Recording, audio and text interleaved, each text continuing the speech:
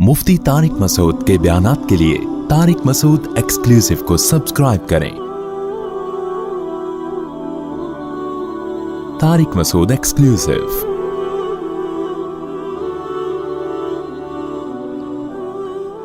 या अय्युहन्नबी कुल लिअज़वाजिका व बनातिका, इस आयत का भी एक शान नुज़ूल है।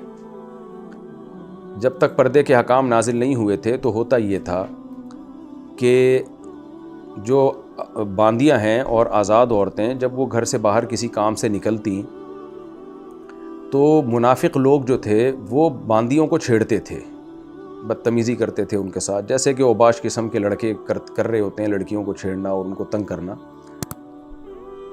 तो आज़ाद औरत को तंग करना उनके लिए बहुत मुश्किल था। उसकी वजह ये थी कि आज़ाद औरत, बांदियाँ तो ज़ाहिर है जंगों में क़ैद हुई आई हुई होती हैं, दूसरी कौमों की होती हैं, लेकिन जब किसी आज़ाद औरत को आप छेड़ते हैं, तंग करते हैं, तो उनके तो रिश्तेदार हैं, यहाँ भाई है, बाप है, तो वो तो एक आज़ाद हैं, उनकी इज़्ज़त सोसाइटी में ज़्यादा थी, तो उनके तो बाप भाई और ख़ानदान फिर निकल के आता है, एक पूरी जंग शुरू होने का ख़तरा होता था। तो मुनाफिकीन उससे तो डरते थे कि भाई किसी आज़ाद औरत को हम तंग करें, छेड़ें, क्योंकि वो उन्हीं के कबीले में, उन्हीं की कौम की होती थी। अच्छा, मुनाफिकीन में भी दो किस्म के होते थे। एक तो मुनाफिकीन के सरदार होते थे, वो ये छेड़छाड़ वाला काम करते ही नहीं थे, ना बांदियों के लिए ना आज़ाद औरतों के लिए, क्योंकि उनको अपनी इज़्ज़त का ख्याल होता था। ज़ाहिर है जो कौम के बड़े और सरदार लोग होते हैं, चाहे वो बुरे भी हों, वो इस तरह की हरकतें करके अपनी इज़्ज़त को नहीं ख़राब करना चाहते, लेकिन वो उकसाया करते थे जो दूसरे दर्जे के मुनाफिकीन हैं ना, जो सरदार नहीं होते थे, उनको तो सरदार लोग उनको उकसाया करते थे इन काम पे कि जाओ जाके जो है ना ये मदीना में इस तरह का, ताकि सोसाइटी ख़राब हो, माहौल ख़राब हो, प्रोपेगेंडा हो। एक मदीना एक बड़ी ज़बरदस्त एक इस्लामिक स्टेट थी, अमन था उसमें, बेहतरीन फलाही रियासत थी वो, तो उसका अमन ख़राब किसी भी तरह से हो सकता हो तो ये करते थे। तो जाके ना बांदियों को छेड़ना, जो सरदार थे वो इनको छेड़ने का कहते थे और ये जाके बांदियों को छेड़ते थे। और दूसरा काम, मदीना में हर वक्त ये ऊट पटांग अफवाहें फैलाते रहते थे ताकि अमन ख़राब हो।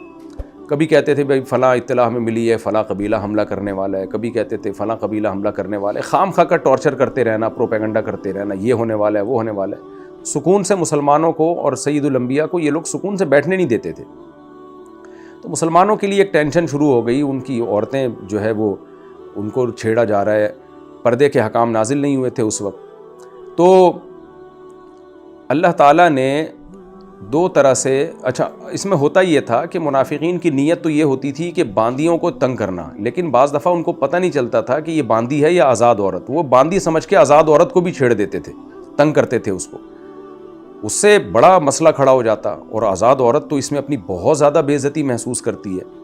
आपको आज भी देखा होगा कि कुछ इज़्ज़तदार औरतें होती हैं जो जिनके साथ आप बेहुदा मजाक करें, वो तो बहुत ज़्यादा अपनी बेइज्जती महसूस करती हैं, और कुछ सोसाइटी में ज़रा कम दर्जे की समझी जाती हैं।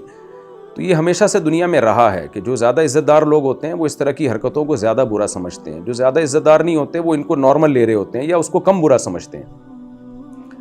तो अल्लाह ताला ने मुसलमान बांदियों की हिफाजत के लिए भी और जो आज़ाद औरतें हैं उनकी हिफाजत के लिए भी एक कानून नाजिल किया। वो कानून ये नाजिल किया कि आज़ाद औरतें अपना चेहरा छुपाएंगी जब घर से बाहर जाएंगी, और अपने सर की चादर अपने ऊपर डालेंगी, जिससे कम से कम मुनाफिकीन को ये तो पता चल जाएगा भाई ये आज़ाद औरत है, तो गलती से भी उसको नहीं तंग करेंगे, क्योंकि उससे तो बहुत बड़ा फितना था और उसमें उसकी तौहीन भी ज़्यादा थी। तो इससे कम से कम आधा सद्दे बाप तो हो जाएगा, यानी आज़ाद औरतें तो बच जाएंगी इस छेड़छाड़ से और इस बदतमीज़ी से, वो कम से कम इस तरह से महफूज हो जाएंगी क्योंकि उनका गेटअप ही चेंज हो जाएगा। और जो बांदियाँ हैं उनके लिए अल्लाह ने दूसरा इंतज़ाम किया। अब उनको अगर इसी तरह प्रॉपर पर्दे का हुक्म दिया जाता तो इसमें हरज था, क्योंकि बांदी लौंडी होती थी, उसको वो रखी इसलिए जाती थी कि काम काज के लिए, तो उनका घर बाज़ार में ऐसे प्रॉपर पर्दे के साथ घूमना बहुत मुश्किल होता था। और फिर ज़ाहिर है अल्लाह ताला आज़ाद और बांदी में एक फ़र्क भी रखना चाहते थे कि जो इज़्ज़तदार औरतें हैं वो पर्दा करेंगी तो उनका एक सोसाइटी में एक मकाम भी होगा। बांदियाँ तो जंगों में क़ैद होकर आई हुई होती हैं और उनको ज़रूरत भी होती है कि घर से बाहर काम काज के लिए निकलें, तो उनको पर्दे से मुस्तस्ना किया। तो इसका ये फ़ायदा हुआ कि भाई कम से कम मुनाफिकीन जो हैं वो आज़ाद औरत को गलती से भी तंग नहीं करेंगे, उनको पता है कि ये पर्दे में है और ये आज़ाद है। बाकी जो दो दूसरे काम वो कर रहे हैं कि बांदियों को तंग कर रहे हैं और मदीना में अफवाहें फैला रहे हैं, तो उसके लिए अल्लाह ने कुरान में ایک دھمکی نازل کر دی کہ منافقین کو ہم نے مسلمان اس لیے فرض کیا ہوا ہے کہ زبان سے وہ اسلام کا دعویٰ کرتے ہیں، لیکن اگر انہوں نے یہ چھچوری حرکتیں جو وہ کر رہے ہیں اور یہ بدتمیزی والی حرکتیں نہ چھوڑیں تو ان کا اس کا مطلب وہ خود اپنے آپ کو نہیں چاہتے کہ ہمیں مسلمان سمجھا جائے، تو پھر ان کے ساتھ وہی سلوک ہوگا جو ایک جنگی کافر کے ساتھ سلوک ہوتا ہے جس سے ہماری جنگ ہے۔ یعنی ابھی تو ہم نے ان کے منافقین کے ظاہری دعوے کو دیکھ کر ان کو مسلم سوسائٹی کا ایک فرض سمجھا ہوا ہے، لہذا ہم ان کو نہ قتل کرتے ہیں، نہ جلا وطن کرتے ہیں، نہ ان کو غلام بناتے ہیں، نہ قیدی بناتے ہیں۔ لیکن جس طرح کی یہ حرکتیں کر رہے ہیں، اگر یہ لوگ باز نہ آئے تو اس کا مطلب یہ اپنے عمل سے ثابت کر رہے ہیں کہ ہم مسلم نہیں ہیں، تو پھر ان کے ساتھ وہی حشر ہوگا جو کافروں کے ساتھ حشر ہوتا ہے، جو جنگی کافروں کے ساتھ۔ وہ کیا حشر ہے کہ اے نبی ہم آپ کو ان پر قدرت دیں گے، یعنی ہم آپ کو پرمیشن دے دیں گے کہ آپ ان کو بھی قتل کر سکتے ہیں اور جلا وطن بھی کر سکتے ہیں۔ تو اس کا نتیجہ یہ نکلے گا کہ آپ پھر ان کے ساتھ وہی سلوک کریں گے جو ایک میدان جنگ میں کافر کے ساتھ کیا جاتا ہے، اور ہم نبی کو پرمیشن دے دیں گے، تو اس کے بعد پھر ان کا بے تحاشا قتل بھی کیا جائے گا، ان کو مدینہ سے جلا وطن بھی کیا جائے گا، اور لعنت بھی ہوگی ان کے اوپر، یعنی ظاہری طور پر بھی لعنت کی جائے گی۔ لیکن روایات سے پتہ چلتا ہے کہ جب یہ آیتیں نازل ہوئی تو جو منافقین تھے وہ ڈر گئے، کیونکہ ان کو اب اندازہ ہو گیا کہ اب اگر ہم نے دوبارہ یہ باندیوں کے ساتھ چھیڑ چھاڑ والا عمل کیا تو ہمارے ساتھ کافروں والا سلوک ہی ہوگا۔ اس کی نوبت نہیں آئی، یعنی کہ نبی ان کو قتل کرتے اور جلا وطن کرتے، یہ نوبت نہ آنا اس کی علامت ہے کہ منافقین ڈر گئے، کیونکہ ان کو پتہ چل گیا کہ اللہ نے آیات نازل کر دی ہیں کہ بھئی اگر تم اس عمل سے باز نہ آئے تو ہم تمہیں پھر جو تم پر ایک مسلم کا لیبل لگایا ہوا ہے نا، یہ لیبل تم سے ہٹا لیا جائے گا۔ تو اس عمل کے بعد وہ ڈر گئے۔ تو یہ ان آیتوں کا شان نزول ہے۔ اب میں ترجمہ کر دیتا ہوں۔ یا ایھا النبی، اے نبی، قل لازواجک، آپ اپنی بیویوں سے کہہ دیجئے اور اپنی بیٹیوں سے بھی اور عام مسلمان عورتوں سے بھی کہ وہ اپنی جو اوڑھنیاں ہیں وہ اپنے اوپر ڈال کے رکھیں۔ اپنے اوپر ڈالنے کا مطلب ہے کہ سر پہ ڈالیں جس سے چہرہ چھپ جائے، کیونکہ مقصد یہی تھا کہ چہرے سے ہی پتہ چلتا تھا نا کہ چہرہ جس کا چھپا ہوا ہوگا تو وہ آزاد ہے، جس کا چہرہ چھپا ہوا نہیں ہوگا تو وہ باندی ہے۔ باندی کے پردے کے حکام میں بہت چھوٹ ہے اس پر سورہ نور میں تفصیل سے بات کر چکا ہوں۔ باندی کے پر سر کے بالوں کا چھپانا بھی واجب نہیں ہے، چہرہ چھپانا بھی واجب نہیں ہے، وہ کلائیاں بھی کھول سکتی ہے اپنی، تو یہ سب چیزیں اس پہ واجب نہیں ہیں۔ اور وہاں میں سورہ نور میں اس کی بہت میں نے ڈیٹیل بتائی ہے کہ پردے کے احکام دو وجہ سے دیے گئے، ایک فتنے سے بچنے کے لیے کہ شہوت پرستی کا دروازہ بند ہو، دوسرا عورت کا عزت اور احترام کو بھی ملحوظ رکھنے کے لیے۔ تو چونکہ باندی تو غلام ہوتی ہے تو اس کی وہ عزت بہرحال نہیں ہوتی جو ایک آزاد عورت کی ہوتی ہے، تو اسلام میں پردہ عزت اور احترام کی وجہ سے بھی ہے۔ تو اللہ نے ان کو حکم دیا کہ اچھا، یہاں بعض اسکالر جو ہیں وہ آج کل کے جو لبرل قسم کے اسکالر ہیں وہ کہتے ہیں کہ دیکھیں چہرے کا پردہ تو اس لیے حکم دیا گیا تھا، چہرے کا پردہ، کہ وہ باندی اور آزاد عورت میں فرق ہو جائے، اور منافق جو ہے وہ دیکھ کے اندازہ لگا لے کہ یہ آزاد عورت ہے، یہ باندی ہے، اس کو یعنی کم از کم غلط فہمی میں آزاد عورت کی طرف نہ جائے وہ۔ تو آج تو اس فرق کی ضرورت نہیں ہے، لہذا آج عورت کے چہرہ کا پردہ فرض نہیں ہے۔ تو یہ بات غلط ہے، دو وجہ سے غلط ہے۔ ایک تو یہ کہ فقہ کا ایک اصول ہے جو قرآن و سنت ہی سے اخذ کیا گیا ہے کہ بعض جو احکام شریعت کے نازل ہوئے نا ان کا اصل میں کوئی شان نزول تھا، لیکن وہ اپنے شان نزول کے ساتھ خاص نہیں ہے، وہ اس حکمت کے ساتھ خاص نہیں ہے۔ اس کی مثال ایسے جیسے قرآن میں آتا ہے لیس علیکم جناح وَإِذَا ضَرَبْتُمْ فِي الْأَرْضِ فَلَيْسَ عَلَيْكُمْ جُنَاحٌ أَن تَقْصُرُوا مِنَ الصَّلَاةِ إِنْ خِفْتُمْ أَن يَفْتِنَكُمُ الَّذِينَ كَفَرُوا، کہ جب تم زمین میں سفر کرو تو کوئی حرج نہیں ہے کہ تم قصر نماز پڑھ لو، یعنی نماز کو مختصر کر دو، 4 کی 2 پڑھ دو، اگر تمہیں ڈر ہے کہ کافر تم پر حملہ کر دیں گے۔ تو اس آیت کے نازل ہونے کے بعد صحابہ کرام نے نمازوں میں قصر، اور نبی نے بھی قصر شروع کر دی۔ بعد میں امن ہو گیا اور صحابہ کو دشمنوں کا خوف ختم ہو گیا، تو حضرت عمر نے نبی سے پوچھا یا رسول اللہ، اب تو ہمیں دشمنوں کا خوف نہیں، اب تو ہم بے خوف ہو کے آسانی سے سفر کر سکتے ہیں، تو کیا اب ہم بھی 4 کی 2 پڑھیں گے؟ آپ نے فرمایا صدقۃ تصدق اللہ بہا علیکم، یہ اللہ کی طرف سے ایک صدقہ ہے جو اللہ نے تم پہ کیا ہے، یعنی اللہ نے پرمیشن دے دی ہے، تو اب اس کی ضرورت نہیں ہے کہ خوف ہوگا دشمن کا تو ہم 4 کی 2 پڑھیں گے، خوف نہیں ہوگا تو پوری 4 پڑھیں گے، نہ، بس اللہ نے کہہ دیا تو اب ہمیشہ کے لیے 4 کی 2 ہی ہو گئی ہے۔ کیا مطلب؟ اس حدیث سے ہمیں پتہ چلا کہ قرآن میں یہ جو الفاظ اللہ نے بتائے نا کہ اے ایمان والو جب تم زمین میں سفر کرو تو نماز میں قصر کر لیا کرو اگر تمہیں دشمنوں کا خوف ہو، تو یہ اگر تمہیں دشمنوں کا خوف ہو یہ بطور شرط کے نہیں ہے، یہ چونکہ اس زمانے میں دشمن کا خوف تھا تو اس لیے اللہ نے اس کو ہائی لائٹ کر دیا، ورنہ اصل حکم کا مدار سفر پر ہے، سفر پر. تو یہ بطور حکمت کے اور ایک قید اتفاقی کے طور پر اللہ نے بیان کر دیا. نبی نے جیسے کہ اس کی تشریح بیان کر دی کہ یہ لازمی نہیں ہے، بلکہ اللہ نے تو جب آیت نازل کر دی ہے تو جو آرڈر دیا ہے نا وہ آرڈر ضربتم فی الارض کے ساتھ خاص ہے، کہ زمین میں جب تم سفر کرو. تو اس سے میں پتہ چلتا ہے قرآن بعض دفعہ شرط بیان کرتا ہے، وہ بطور شرط کے نہیں ہوتی، وہ اس وقت ایسا چونکہ ہو رہا تھا اس لیے اس کو ہائی لائٹ کر دیا. اس کی میں پہلے بھی تفسیر کے دوران کئی مثالیں دے چکا ہوں قرآن و حدیث سے. تو یہاں بھی یہ جو حکم اللہ نے دیا ہے نا کہ منافقین کو جو ہے پتہ چل جائے گا کہ کون آزاد عورت ہے اور کون باندھی ہے، تو یہ پتہ چل رہا ہے کہ حکمت ہے اصل میں، ورنہ حکم کا مدار اس پر نہیں ہے. حکم کا مدار اس پر ہے کہ اے ایمان والو، اے نبی اپنی بیویوں سے اور اپنی بیٹیوں سے اور عام مسلمان عورتوں سے کہہ دیجئے کہ جب گھر سے باہر نکلیں تو اپنے چہروں جو اوڑھنی ہے وہ اپنے چہروں پہ لٹکا لیا کریں. یہی وجہ ہے کہ اس آیت کے نازل ہونے کے بعد صحابہ کرام میں جو صحابیات تھیں اور جو امہات المومنین تھیں، سب نے جب گھر سے باہر نکلتی تو اپنے چہروں کو چھپاتی تھیں، وہ چاہے منافقین کی طرف سے فتنے کا خوف ہو یا نہیں ہو، اور صدیوں سے یہی چلا رہا ہے امت مسلمہ میں. تو علماء اور فقہا جو قرآن کے مزاج کو بہت زیادہ سمجھتے ہیں، تو بہت سے فقہا اس طرف گئے ہیں، بہت سے مفسرین اس طرف گئے ہیں کہ یہ قرآن نے حکمت بیان کر دی ہے کہ چہرے کے پردے میں ایک حکمت یہ بھی ہے کہ باندھی اور آزاد میں فرق ہو جائے گا، لہذا آزاد عورت فتنے سے محفوظ ہو جائے گی. تو ایک تو یہ ہے، یہی وجہ ہے کہ امام احمد بن حنبل اور امام شافعی نے اسی آیت سے چہرے کے پردے پر استدلال کیا کہ عورت جب گھر سے باہر نکلے گی تو چہرہ کا پردہ اس آیت کے بعد فرض ہو گیا ہمیشہ کے لیے. دوسرا اس کا جواب یہ کہ ہم یہ فرض کر لیتے ہیں کہ چلیں ٹھیک ہے، بعض حضرات اس کے بھی قائل ہیں کہ چلیں ٹھیک ہے کہ یہ چہرے کا جو پردے کا حکم تھا یہ اس لیے تھا کہ منافق اور آزاد عورت میں فرق ہو سکے، باندھی اور آزاد عورت میں فرق ہو سکے. اب تو باندیاں نہیں ہیں، اب باندھی اور آزاد عورت میں فرق کی ضرورت بھی نہیں ہے. تو اگر ہم اس کو مان بھی لیتے ہیں تو پھر بھی اتنا تو ثابت ہوتا ہے نا کہ جب فتنے کا خوف تھا تو اللہ نے عورت کو چہرہ چھپانے کا حکم دیا.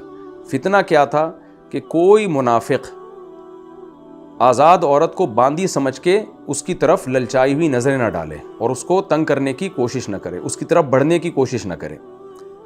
تو اس فتنے کی وجہ سے اللہ نے حکم دیا کہ عورت چہرے کا پردہ کرے گی. تو اب فتنے کی نوعیت چینج ہو گئی ہے. اب فتنہ یہ نہیں ہے کہ آزاد اور باندھی میں فرق نہیں ہو رہا، اب فتنہ یہ ہے کہ جب آزاد عورت چہرہ کھول کے گھومے گی تو اب ہوس کے مریض پہلے سے کئی گنا زیادہ ہیں. اب نکاح مشکل ہے، زنا آسان ہے. اب لوگوں کی بروقت شادیاں نہیں ہوتی، اب زیادہ شادیوں کا رواج نہیں ہے، اب عورتوں میں بے پردگی بہت زیادہ ہے، موبائل کے ذریعے ایک دوسرے سے رابطے ہو رہے ہیں. تو اب ایک دوسری نوعیت کا فتنہ ہے جس میں پڑھنے کا بہت زیادہ اندیشہ ہے. تو اس فتنے کی وجہ سے اب چہرے کو چھپانے کا حکم دیا جائے گا. اور امام حنیفہ کی یہی رائے ہے کہ عورت کا جو چہرے کا پردہ ہے وہ ستر میں داخل نہیں ہے. امام شافعی، امام احمد بن حنبل کی رائے تو اس آیت کی روشنی میں یہی ہے کہ عورت کا چہرہ بھی ستر میں داخل ہے. میں نے سورہ نور میں اس کی ڈیٹیل بتائی ہے، مختصراً دوبارہ ریپیٹ کر دیتا ہوں کہ دیکھیں پردے کی دو قسمیں ہوتی ہیں. ایک تو ہوتا ہے ستر. ستر کا مطلب ہے جسے ہر حال میں چھپانا فرض ہے، چاہے فتنے کا اندیشہ ہو یا نہ ہو. جیسے مرد کے لیے ناف سے لے کر گھٹنا یہاں تک کا جسم کا حصہ بہرحال چھپانا فرض ہے، چاہے فتنے کا اندیشہ ہو یا نہ ہو. اگر اس میں سے کچھ حصہ بھی نماز میں کھل جائے تو آپ کی نماز نہیں ہوتی. اور عورت کے لیے کیا ہے کہ غیر محرم مرد سے چہرہ، ہتھیلیاں اور پاؤں، ان کے علاوہ پوری باڈی ستر میں داخل ہے امام ابو حنیفہ کے نزدیک. اور امام شافعی اور امام احمد کے نزدیک چہرہ بھی ستر میں داخل ہے. یعنی فتنے کا اندیشہ ہو یا نہ ہو، امام شافعی اور امام احمد کے نزدیک جوان عورت پہ بہرحال چہرہ چھپانا فرض ہے کیونکہ وہ ستر میں داخل ہے. یعنی غیر محرم مرد سے چہرہ بہرحال چھپانا فرض ہے. البتہ باندھی پہ یہ ذمہ داری لازم نہیں ہے، اس کا چہرہ ستر میں داخل نہیں ہے، اس کے سر کے بال بھی ستر میں داخل نہیں ہے. تو اب کیا مسئلہ ہوا کہ امام شافعی اور امام احمد کے نزدیک عورت کا چہرہ، کلائیاں، ہاتھ، یعنی سر کے بال سے لے کے پاؤں کے ناخن تک پوری باڈی ستر میں داخل ہے. اس آیت کی روشنی میں وہ کہتے ہیں اللہ تعالیٰ نے حکم دیا ہے کہ جب عورت گھر سے باہر نکلے گی تو اپنے چہرے کو چھپائے گی. باقی جسم تو ظاہر ہے ویسے ہی اس کا چھپانا فرض ہے، وہ تو پہلے سے طے شدہ ہے. تو سر پہ بھی چادر ڈال کے نا چہرے کو بھی چھپا لے گی تاکہ وہ چادر سینے تک آ جائے. ہاں بعض علماء اس کے قائل ہیں کہ ایک آنکھ جو ہے وہ راستہ دیکھنے کے لیے کھول سکتی ہے. تو اس سے جو ہے نا وہ پردہ ہٹا سکتی ہے۔ اور ان کا استدلال یہی آیت ہے، اور اس پر جو اشکال ہوتا ہے کہ یہ تو اللہ نے منافق اور باندیوں سے فرق کے لیے بیان کیا ہے، تو اس کا وہ یہ جواب دیتے ہیں کہ یہ بطور حکمت کے ہے، اصل علت یہی ہے کہ اللہ تعالیٰ نے ہمیشہ کے لیے پابندی لگا دی۔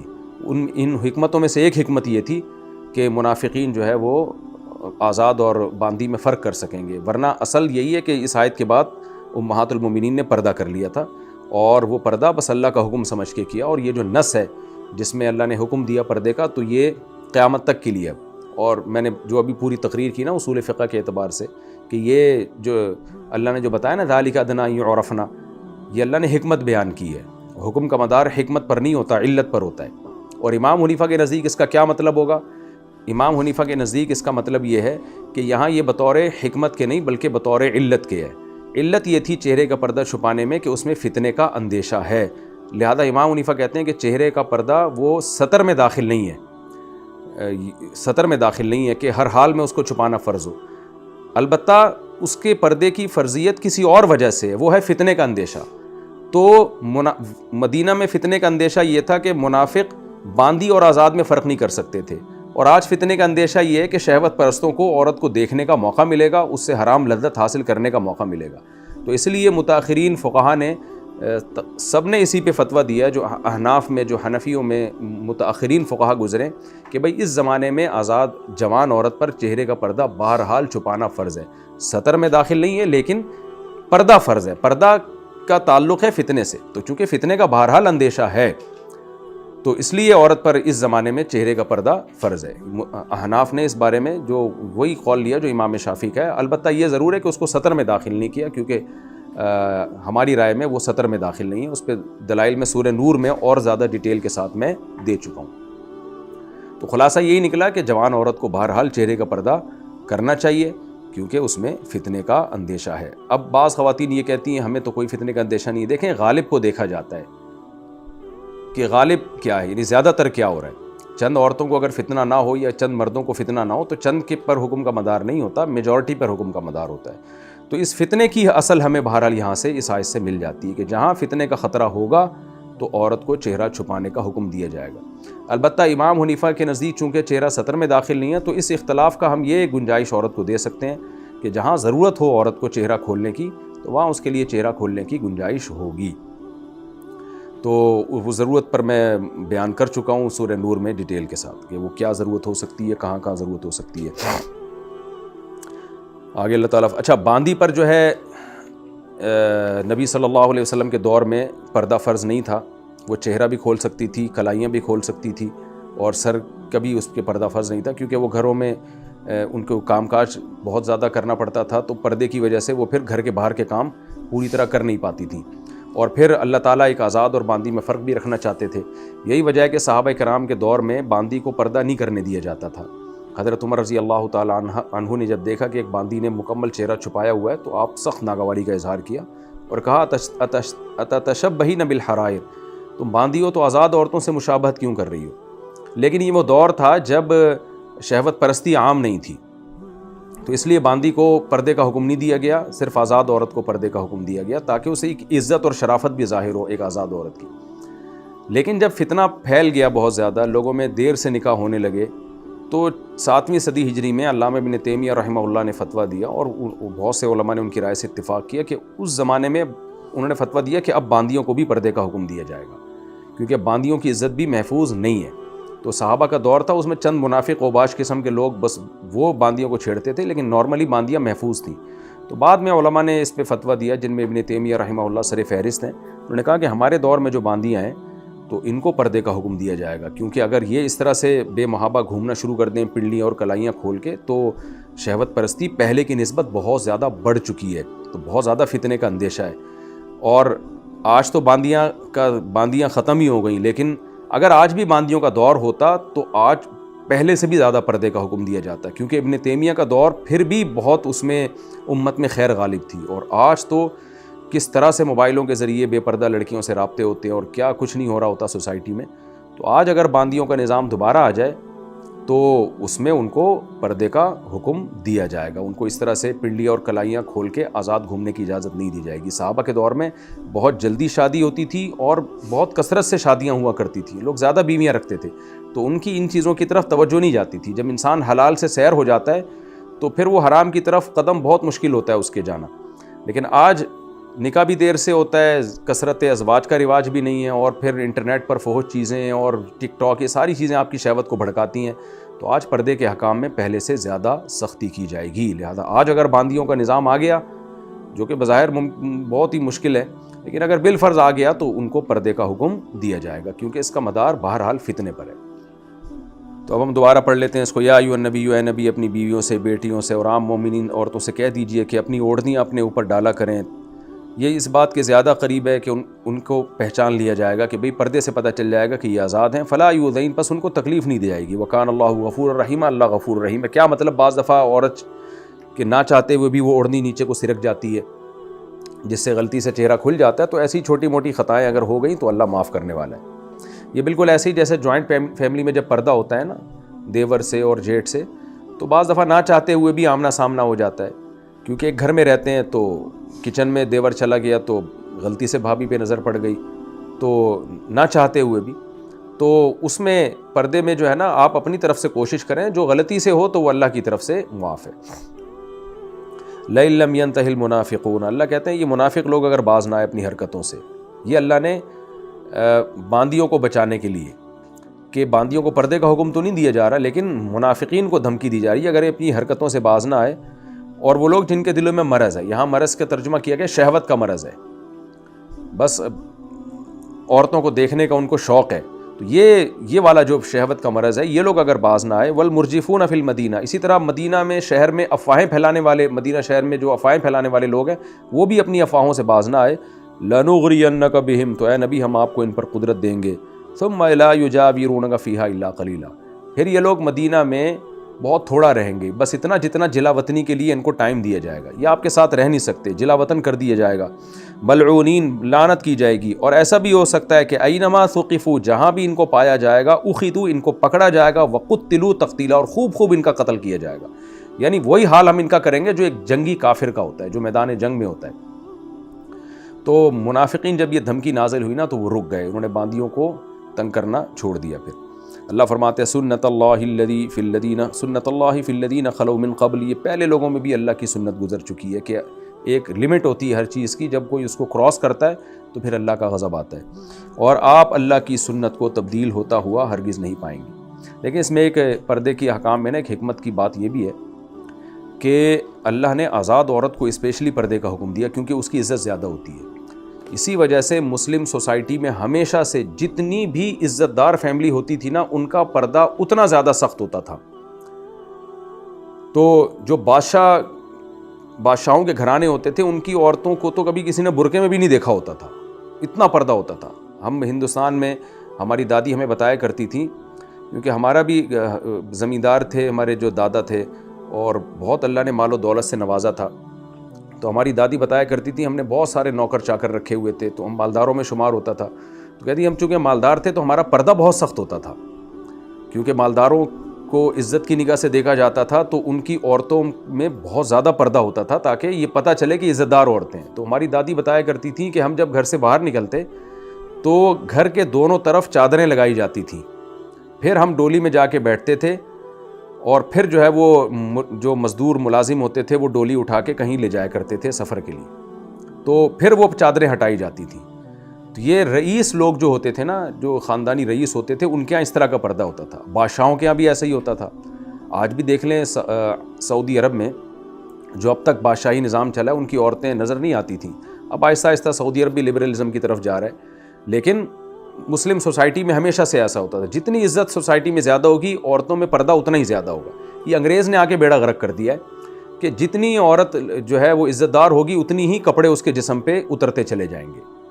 تو یہ جو ہے نا اب ہماری سوسائٹی میں جو لبرل انٹیاں ہیں, جو مالدار انٹیاں ہیں, ان کے آپ کپڑے دیکھیں کم ہوتے چلے جا رہے ہیں. تو یہ فطرت کے خلاف بغاوت کی ہے گورے نے, کافروں نے, کہ جتنی عزت دار عورت ہے اس کا پردہ اتنا ہی ختم ہو گیا.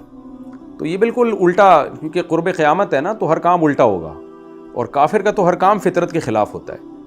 تو نکاح چھوڑ کر ہومو سیکچولیٹی کی طرف آ رہے ہیں، اور جتنی عورت عزت دار ہوگی اتنے ہی جس کے کپڑے جسم سے اترتے چلے جائیں گے۔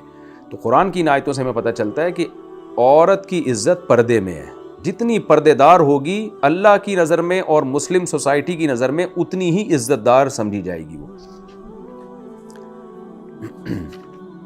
یسألک الناس عن الساعہ قل انما علمها عند اللہ، لوگ آپ سے قیامت کے بارے میں پوچھتے ہیں، آپ بتا دیجئے کہ اس کا علم اللہ کے پاس ہے۔ کیونکہ ان آیتوں میں اللہ تعالیٰ نے پیغمبر صلی اللہ علیہ وسلم کو تکلیف پہنچانے پر شدید وعیدیں سنائی ہیں، پچھلے رکوع کے آخر میں گزر چکا کہ جو اللہ اس کے رسول کو یا عام مومنین کو تکلیف پہنچاتے ہیں، منافقین اسی طرح سے تکلیفیں پہنچا رہے تھے، باندیوں کو چھیڑتے تھے، مدینہ میں افواہیں پھیلایا کرتے تھے، اور جو مختلف طریقے تھے پروپیگنڈے کرتے تھے، تو اللہ نے کہا ان کے لیے دردناک عذاب ہے۔ تو جب بھی قرآن دردناک عذاب کی دھمکی دیتا ہے تو فوراً سوال پیدا ہوتا ہے یہ کب آئے گا بھئی عذاب؟ ظاہر ہے قیامت کے بعد حساب و کتاب ہوگا۔ تو پھر وہ پوچھا کرتے تھے قیامت کا ٹائم کیا ہے؟ یہ کئی بار یہ سوال قرآن میں دہرایا گیا اور اس کا ایک ہی جواب دیا گیا ہے کہ علمھا عند اللہ، اس کا علم اللہ کے پاس ہے۔ وما یدریک لعل الساعۃ تکون قریبا، اور آپ کو کیا خبر، ہو سکتا ہے قیامت قریب ہو۔ نبی صلی اللہ علیہ وسلم کا زمانہ آدم علیہ السلام کے زمانے سے اگر آپ دیکھیں نا تو پھر قیامت میں اور نبی صلی اللہ علیہ وسلم کے زمانے میں بہت کم فرق ہے۔ حدیث میں آتا ہے بعثت انا والساعۃ کہاتین، اللہ نے مجھے اور قیامت کو اس طرح قریب قریب بھیجا ہے، کیونکہ آدم علیہ السلام کا زمانہ تو بہت طویل ہے، تو اس کے حساب سے ہمارے نبی سب سے آخر میں آئے، تو ہمیں یہ 1400 سال لگتے ہیں بہت لمبے، لیکن یہ زمین کی اگر آپ عمر دیکھیں اور انسان جب دنیا میں آیا تو اس وقت سے اگر آپ تاریخ میں جو وقت گزر چکا ہے اس کے لحاظ سے یہ بہت زیادہ قریب ہے۔ ان اللہ لعن الکافرین، اللہ نے کافروں پر لعنت کی ہے اور ان کے لیے بھڑکتی ہوئی آگ تیار کر کے رکھی ہے، خالدین فیہا ابدا، جس میں وہ ہمیشہ رہیں گے، لا یجدون ولیا ولا نصیرا، اس میں کوئی دوست اور مددگار نہیں پائیں گے۔ اور یہ وہ دن ہوگا یوم تقلب وجوہہم فی النار، جس دن ان کے چہرے آگ میں الٹائے پلٹائے جائیں گے، یعنی الٹ پلٹ ہوں گے چہرے آگ میں، اللہ ہم سب کو بچائے۔ یقولون، اس وقت یہ کہہ رہے ہوں گے، یا لیتنا، کھائے کاش، اطعنا اللہ و اطعنا الرسول، ہم نے اللہ اس کے رسول کی اطاعت کی ہوتی۔ وقالوا، اور کہیں گے، ربنا، اے ہمارے رب، انا اطعنا سادتنا، ہم نے اپنے سرداروں کی، وکبراءنا، اور قوم کے بڑوں کی اتباع کی ہے، فاضلونا السبیل، انہوں نے ہمیں راستے سے ہٹایا، گمراہ کیا۔ تو کیونکہ منافقین بھی اپنے سرداروں کے کہنے میں آ کے یہ سب کچھ کیا کر رہے ہوتے تھے، تو یہ پھر چھوٹے کیا کہیں گے، ربنا آتہم ضعفین من العذاب، اے اللہ ان کو دگنا عذاب دے، ایک ان کے گناہوں کا، ایک ہمیں گمراہ کرنے کا، ولعنہم لعنا کبیرا، اور ان پر بہت بڑی لعنت بھیج دو۔ تو یہ اللہ کافر اور منافق کو بتا رہے ہیں کہ تم اپنے بڑوں کے کہلاوے میں آ کے یہ سب کچھ کر رہے ہو جو کچھ کر رہے ہو، تو کل قیامت کے دن تم خود انہی سے براءت کا اعلان کرو گے اور اللہ کے عذاب سے تم بچ نہیں پاؤ گے۔